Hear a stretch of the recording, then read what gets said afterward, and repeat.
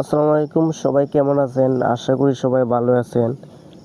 আজকে প্রায় আপনার 14 থেকে 15 দিন পরে আপনার সূর্যের দেখা মিলল এই 14 তারিখে।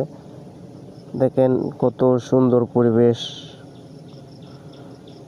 সূর্যের আলো যদি থাকে তাহলে তো আপনি দেখেন রাস্তাঘাট কত ক্লিয়ার, আর আমাদের এই রাস্তা সবসময় ক্লিয়ারই থাকে, মানে ময়লা জয়লা কমই হয়।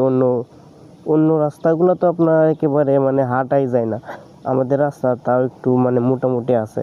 আপনার এই পাশে দিয়ে আমার আরেকটা রাস্তা গেছে, ঠিক আছে, ওই রাস্তা তো আপনার একেবারেই পুরো অবস্থা কাহিল এই ঝড় বৃষ্টির দিনে। যাই হোক, বহুদিন পরে সূর্য উঠলো, আপনারা তো দেখতে পাচ্ছেন এই যে সূর্য। এখন দেখা যাক, যদি আপনার সূর্য যদি প্রতিদিনই উঠে তাহলে আপনার কাজ কামও যাইতে পারবো, আর নয়তো কাজ কামও আপনার ঝামেলা হইব, কাজ কামও করতে পারি না এই সূর্যের কারণে। আপনার দিন যদি আপনার ভালো না থাকে তাহলে কাজ কাম করা তেমন একটা সুবিধাজনক মনে হয় না। আজকে সূর্য উঠলো, তাই দেখেন পরিবেশটা কত শুনশান, কত সুন্দর।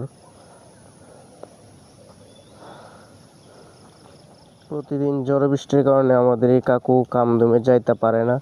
আজকে মনে হয় কামো যাইব, আজকে কামো যাইব, আজকে তো সূর্য উঠছে।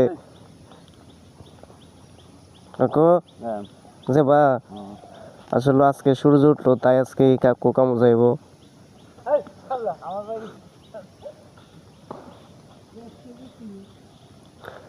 আমি আজকে কামো যাইম, যেহেতু সূর্য উঠলো, দিনের পরিস্থিতি ভালো। দেখা যাক সারাদিন কি এভাবেই চলে, নাকি আবার দিন আবার বাড়ি মারে। মেঘলা আছে, হালকা পাতলা মেঘলা আছে, তারপরও কামো যাওয়ার চেষ্টা করাম, দেখি কি হয়। যদি দিন ভালো থাকে তাহলে ইনশাল্লাহ কামদম হইব। আর আপনার এই যে ডাহা দেয়া, তারপর সিটাঙ্গা মিটাং দিয়া, মানে আপনার এই দিক দিয়া তো প্রায় বুড়ে আছে, তাদের জন্য আমরা সবাই দোয়া করব। আপনারা সবাই দোয়া করবেন যাতে তারা মানে এই পানি চলে যায়, ঠিক আছে।